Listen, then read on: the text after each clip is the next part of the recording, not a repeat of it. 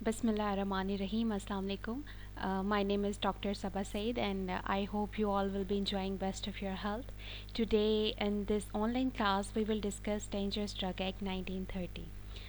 Second year बच्चों, आप लोगों का बड़ा कीमती टाइम है। बहुत ही ज़्यादा फर्स्ट ईयर के पास चलें फिर भी थोड़ा टाइम है, लेकिन आप लोगों का ये है कि आप लोगों के एग्ज़ाम्स कभी भी शेड्यूल हो सकते हैं। तो मेरी आप लोगों से रिक्वेस्ट है कि आप लोगों ने अपना टाइम बिल्कुल ज़ाया किए बगैर बहुत ज़िम्मेदारी से अपनी ये रिवीजन्स कंप्लीट करनी है। और कहीं भी किसी जगह आपको कोई कन्फ्यूजन आती है तो आप लोगों ने हेजिटेट नहीं करना अपने टीचर से पूछने के लिए। ये सिर्फ आपके सोशल साइंसेस और ये लॉ के लिए नहीं है, ये आपके सब सब्जेक्ट्स के लिए है कि इस टाइम को आप लोगों ने यूटिलाइज़ करना है और you have to extract maximum from it. आप जितना मैक्सिमम इससे फ़ायदा उठा सकते हैं आपने इससे मैक्सिमम फ़ायदा उठाना है। अभी जो लास्ट हमारी क्लास हुई थी that was on 11th of March. हम लोगों ने एथिक्स पढ़ लिए थे, उसके बाद हम लोगों ने ड्रग एक्ट पढ़ लिया था।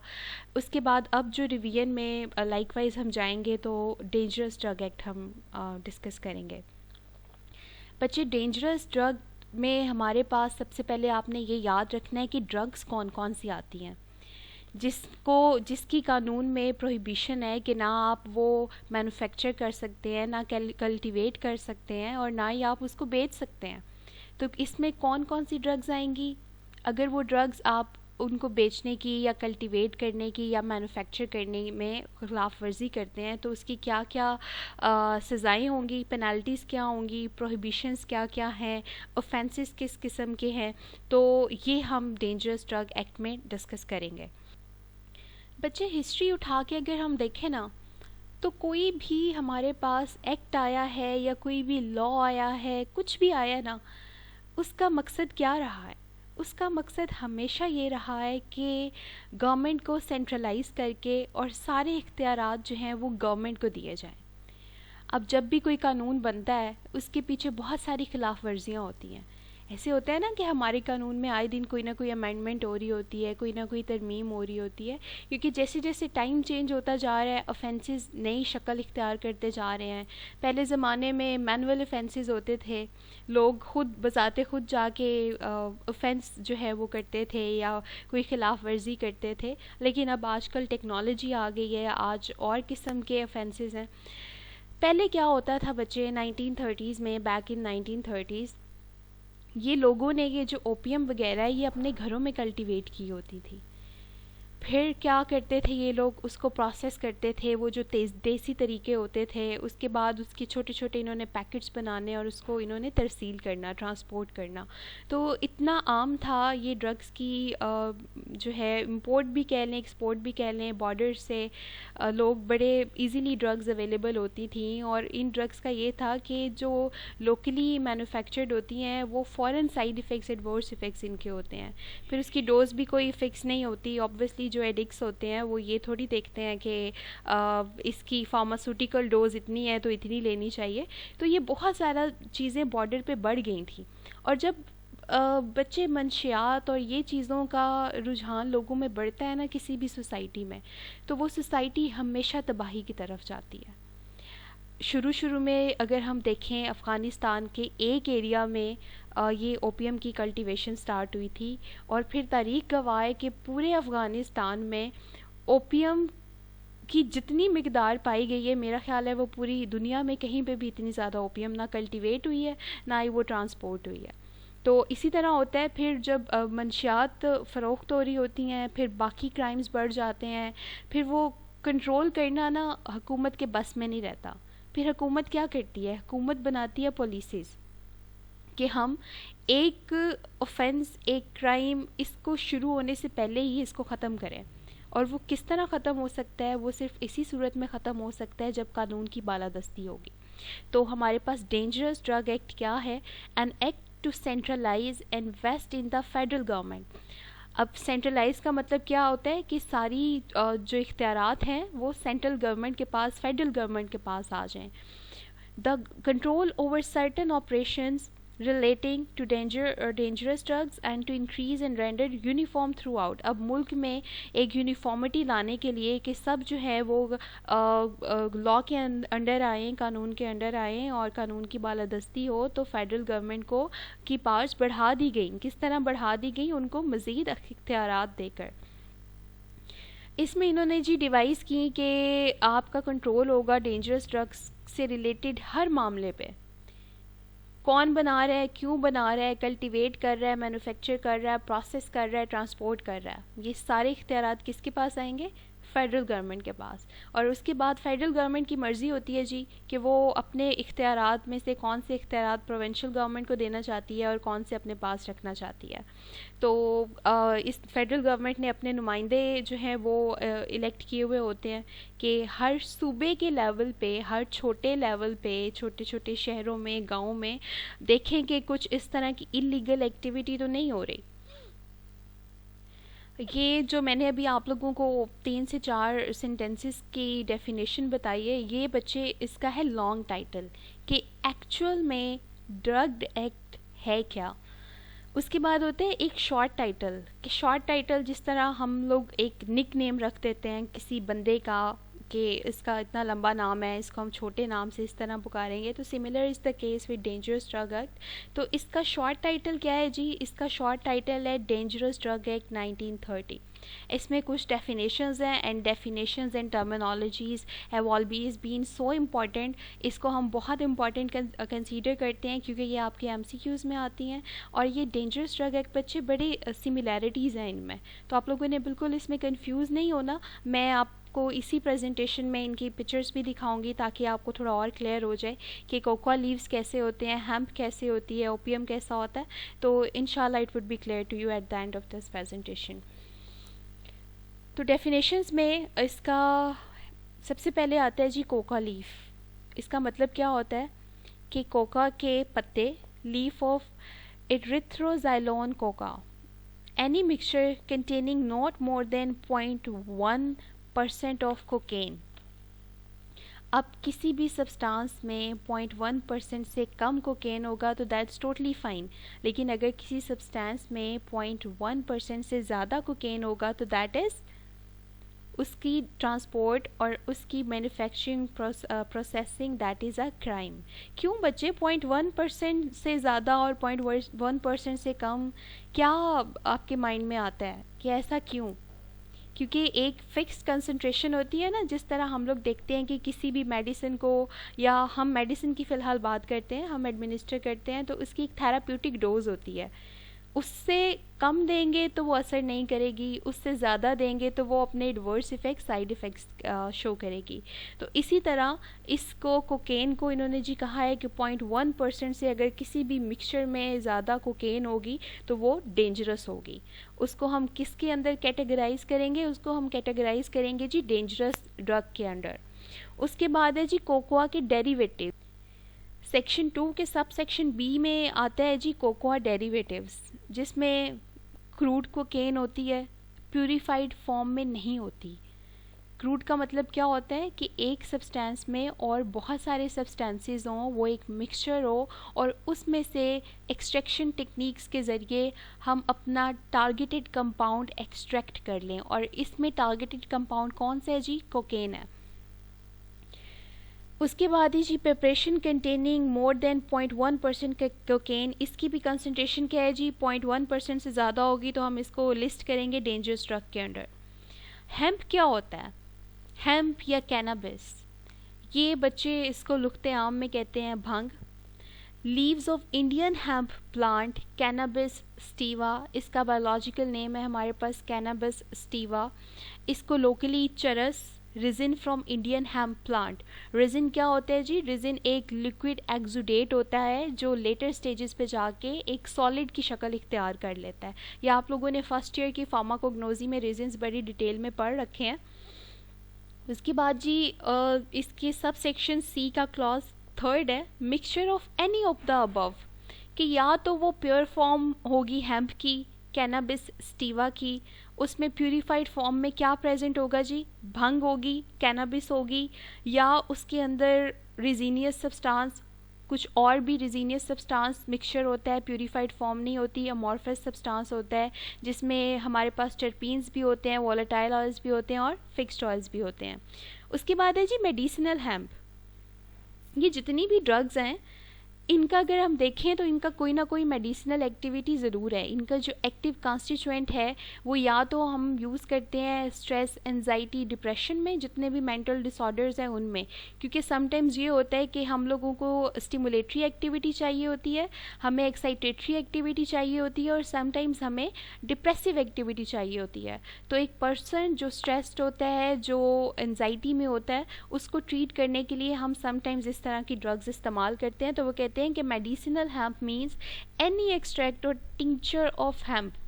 अब कोई भी ड्रग होती है बच्चे, उसकी ऑफिशियल प्रेपरेशंस भी हमारे पास मौजूद होती हैं, जैसे मॉर्फिन हो गई, अब हेम्प है, इसकी भी हमारे पास ऑफिशियल प्रेपरेशन मौजूद है। तो वो कहते हैं कि जो कंसंट्रेशन हमने बताई है इससे ज़्यादा अगर किसी भी टिंक्चर में, किसी और फॉर्म में, आप कहते हैं जी हमने दवाई की सूरत में दी है, लेकिन अगर जो कंसंट्रेशन हमारे ड्रग एक्ट में, ड्रग लॉ में बताई गई है उससे आप एक्सीड कर जाते हैं, तो ये किस में आप क्या करेंगे? आप अफेंस करेंगे, आप डेंजरस ड्रग एक्ट के क्लॉजेस को ब्रीच करेंगे। उसके बाद है जी ओपियम। ओपियम अफ्यून होता है। All parts of Poppy plants, कुछ होता है जी किसी की एक्टिविटी रूट्स में होती है, किसी की स्टेम्प में होती है, किसी का एक्टिव पार्ट उसका ड्राई फ्रूट होता है। ओपियम एक ऐसा पौधा है बच्चे जिसका रूट भी जिसे कहते हैं नशावर है। इसके अंदर से जो एक्सुडेट निकलता है, वाइट मिल्क निकलता है, इसको कॉमनली सफ़ेद दूध कहते हैं, दूध की तरह का एक मादा इसके अंदर से निकलता है, वो भी नशावर है, वो भी एडिक्टिव है। तो वे कहते हैं कि जी all parts of poppy plant, पोस्ट अफ्यून के सारे जितने पार्ट्स हैं वो डेंजरस ड्रग के अंडर लिस्ट करते हैं। जूस ऑफ इट्स कैप्सूल, इसके कैप्सूल से जो मैंने अभी बात की कि एक्सुडेट निकलता है। Mixture of any of the above, कि या तो उसमें पोस्ट के राइप फ्रूट हो, उसमें उसका रेजिनियस सब्सटेंस हो, उसका स्टेम हो, कोई भी उसका पार्ट हो, तो वो किसके अंदर हम लिस्ट करेंगे जी? ओपियम उसको कहेंगे और वो डेंजरस ड्रग के अंडर आएगा। इसके डेरिवेटिव्स कौन कौन से हैं? इसके डेरिवेटिव्स हैं, डेरिवेटिव्स का मतलब ये होता है कि जिस तरह एक सब्सटेंस में अगर कोई और सब्सटेंस एंटर हो जाए तो उसकी थोड़ी सी केमिस्ट्री चेंज हो जाती है, लेकिन वो सब्सटेंस का जो ओरिजिन होता है वो सेम ही रहता है। Just like we are the offsprings of our parents, तो हमारा जो रूट्स हैं वो हमारे सेम है हमारे पेरेंट्स के साथ, लेकिन हमारी अपनी इंडिविजुअलिटी भी है, हमारी कुछ स्पेसिफिक प्रॉपर्टीज़ अपनी भी हैं। तो जी opium derivatives mean medicinal opium, prepared opium, morphine and heroin. और इसकी कंसंट्रेशन क्या है? बाकी जो ड्रग्स हैं बच्चे उनकी कंसंट्रेशन उन्होंने कही हुई है कि 0.1% से ज़्यादा ना हो, और ओपियम की इन्होंने कंसंट्रेशन क्या कही है? 0.2% से ज़्यादा ना हो, क्योंकि ओपियम की जो डेरिवेटिव्स हैं, ये मॉर्फिन हो गया और मेडिसिनल ओपियम हो गया, इनकी मेडिसिनल एक्टिविटी काफ़ी ज़्यादा है और हम लोग इसको ट्रीट करते हैं नंबर ऑफ़ डिसऑर्डर्स जो है उनको उनकी ट्रीटमेंट में। इसका जी क्लॉज जी है manufactured drugs. Manufactured drugs include cocoa derivatives, medicinal hemp, opium derivatives और चरस। जी का क्लॉज 2 है narcotic substances notified by federal government. ये जो भी हमने ड्रग एक्ट पढ़ा है उसकी अगर लिस्ट हम देखें तो नारकोटिक्स की लिस्ट है, उन्होंने बताया हुआ है ये ड्रग्स जो हैं वो नारकोटिक्स के अंडर हैं, और इसके लिए हम पहले ही डिस्कस कर चुके हैं कि नारकोटिक्स सेल करने के लिए लाइसेंस आपको अलहदा से लेना पड़ता है, आप अपने इस लाइसेंस के ऊपर नारकोटिक सेल नहीं कर सकते। उसके बाद है calculation of percentage in liquid preparations. ये तो अब उन्होंने परसेंटेज बताई है जी दूसरी डोजेज फॉर्म्स के लिए, कोई भी डोजेज फॉर्म और आ जाती है, लेकिन अगर वो हमने in the form of liquid देना है, लिक्विड की शक्ल में देना है, तो इसमें क्या कैलकुलेशंस होगी? कहते हैं ये मामला हल करेगी फेडरल गवर्नमेंट। फेडरल गवर्नमेंट किस तरह ये मामला हल करेगी बच्चों? फेडरल गवर्नमेंट चेक करेगी उस बंदे की लाइसेंसिंग रिक्वायरमेंट्स, उसकी क्वालिफ़िकेशन, उसके बाद वो कंसल्ट करेगी फिजिस्ट से, केमिस्ट से, वो जो सारी हायरार्की हमने पढ़ी है, और उसके बाद किसी नतीजे पे पहुंचेगी कि कितनी डोज देना सेफ़ है। ये आप देख सकते हैं, ये कोकोआ लीव्स हैं, इनकी शेप देख लें। और नेक्स्ट हमारे पास है जी हेम्प, भंग जिसे कहते हैं कॉमनली। उसके बाद हमारे पास आ जाता है ओपियम। ये देखें, इसके अंदर से ये वाइट रेजिनियस सब्सटेंस जिसे एक्सुडेट कहते हैं ये निकल रहा है। ये कुछ साल पहले तक भी अफ़गानिस्तान में बहुत कल्टीवेट होती रही है, और अभी भी हमारे गांव में लोगों ने ये घरों में कास्ट किया होता है ओपियम, लेकिन ये इलीगल है। ये वैसे भी अगर ये गवर्नमेंट के नोटिस में आ जाए या कोई भी गवर्नमेंट के नोटिस में ये चीज़ ले आए तो बच्चे इसके लिए बाकायदा कार्रवाई होती है इसको कल्टीवेट करने वाले के लिए। नेक्स्ट हम लोग पढ़ेंगे जी प्रोहिबिशंस एंड कंट्रोल। जी बच्चों, सेक्शन 4 है इसका, प्रोहिबिशंस ऑफ सर्टेन ऑपरेशंस।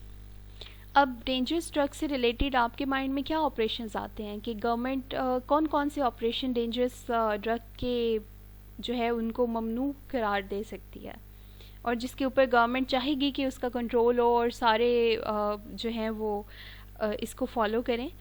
बच्चे, वो ये हो सकता है कि कल्टीवेट एनी कोका प्लांट, कि आपने कोई भी कोका प्लांट को कल्टीवेट नहीं करना, काश्त नहीं करना। क्या ममनू है इस ड्रग एक्ट के, डेंजरस ड्रग एक्ट के अंडर ये चीज़ ममनू है कि आप कोकोआ प्लांट कल्टीवेट करें।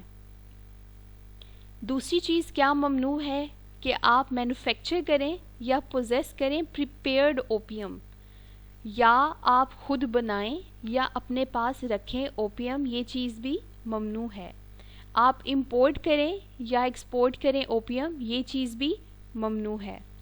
उसके बाद हमारे पास आ जाता है बच्चों कंट्रोल ऑफ फेडरल गवर्नमेंट, कि फेडरल गवर्नमेंट का किन किन चीज़ों के ऊपर कंट्रोल है। फेडरल गवर्नमेंट का कंट्रोल है बच्चे कि no one shall produce opium, cultivate poppy, manufacture opium without licence, and federal government may take rules. अब फेडरल गवर्नमेंट के पास इख्तियार है कि वो रूल्स बना सकती है। इसका मतलब ये है कि ये जो डेंजरस ड्रग एक्ट का दिबाचा हमारे पास है, इसमें गवर्नमेंट जब चाहे तरमीम कर सकती है, और हालात हाजरा को सामने रखते हुए इसमें जो भी अमेंडमेंट ज़रूरी समझेगी वो फेडरल गवर्नमेंट को पूरा इख्तियार है कि वो कर सके। तो सेक्शन 5 में बताया हुआ है जी control of federal government over production of opium, कि फेडरल गवर्नमेंट किस तरह कंट्रोल करेगी ओपियम की प्रोडक्शन को, कि no shall cultivate poppy, manufacture opium without licence. उसके बाद है control of federal government over manufacture of manufactured drug. इसमें सेक्शन 6 में हमारे पास ये है कि फेडरल गवर्नमेंट का कंट्रोल होगा इसकी कंप्लीट मैन्युफैक्चरिंग पे। वो सब कुछ अगर उसकी मेडिसिनल इम्पॉर्टेंस है और वो ज़रूरी है कि मेडिसिन में इस्तेमाल हो, तो उसको चेक एंड बैलेंस उसका फेडरल गवर्नमेंट के अंडर आएगा। कि कहीं, क्योंकि समटाइम्स बच्चे ऐसा होता है कि जो लेबॉर्ट्रीज़ में प्यूरीफाइड फॉर्म हमारे पास हीरोइन की पड़ी होती है, मॉर्फिन की पड़ी होती है, ओपियम की पड़ी होती है, उनका मकसद तो ये होता है कि वो मेडिसिन में यूज़ हों। लेकिन क्या होता है कि उन्हीं इंडस्ट्रीज़ में से उनकी इंपोर्ट हो रही होती है, एक्सपोर्ट हो रही होती है, एक तरह से कह लें कि इलीगल उसकी स्मगलिंग हो रही होती है। जो एडिक्ट्स होते हैं वो मेडिसिनल पर्पस वाली ड्रग को चोरी करते हैं और फिर उसको इस्तेमाल करते हैं। तो इस चीज़ को कैसे कंट्रोल किया जा सकता है? फेडरल गवर्नमेंट जब पॉलिसीज़ बनाएगी और उसको इम्प्लीमेंट करेगी मैन्युफैक्चरिंग पे। सेक्शन 7 में बताया है जी control of federal government over operations at land and sea frontiers. आए दिन हम लोग ख़बरों में सुनते हैं फ़लाँ फ़्लाइट में ये मुसाफिर, ये ख़ातून, ये बच्चा ड्रग जो है वो स्मगल करते हुए पकड़ा गया। ख़वातीन के शूज़ में ड्रग्स होती हैं। इसी तरह बाकी बहुत बेइंतहा जदीद तरीके लोगों ने डिस्कवर किए हुए हैं बच्चों ये ड्रग की इंपोर्ट एक्सपोर्ट करने के लिए। बड़ी स्ट्रिक्ट पॉलिसीज़ हैं बहुत सारी गवर्नमेंट्स की ड्रग की स्मगलिंग पे, और होनी भी चाहिए नो डाउट। लेकिन क्या चले हवा में तो ये कंट्रोल कर लिया, बड़ी हमारे पास टेक्नोलॉजी आ गई है, हम लोगों ने डॉग्स रखे हुए होते हैं जो स्मेल करते हैं, जिनकी ट्रेनिंग होती है बाकायदा, तो अब नियर टू इम्पॉसिबल है कि बाय एयर जो है वो स्मगलिंग हो सके।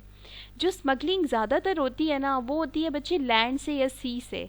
अब समंदर में इन लोगों ने इतने इतने तरीके अपनाए हुए हैं, इनके पास इतनी इतनी टेक्नोलॉजीज़ हैं कि ये ज़ेरे आप जो है वो ड्रग्स स्मगल करते हैं। ये जो स्मगलर्स होते हैं, एडिक्ट्स होते हैं, ये बॉर्डर क्रॉस द बॉर्डर चीज़ें ट्रांसपोर्ट करते हैं। तो इसका भी फेडरल गवर्नमेंट के ऊपर रिस्पॉन्सिबिलिटी आती है कि कंप्लीट चेक एंड बैलेंस रखे, पॉलिसीज़ डेवलप करे कि ये इसको कम्प्लीटली स्टॉप किया जाए, क्योंकि ये किसी भी सोसाइटी के लिए, किसी भी कल्चर की तबाही में इसका बच्चे बहुत बड़ा हाथ होता है, ये ड्रग्स की अब्यूज़ मिसयूज़ करना।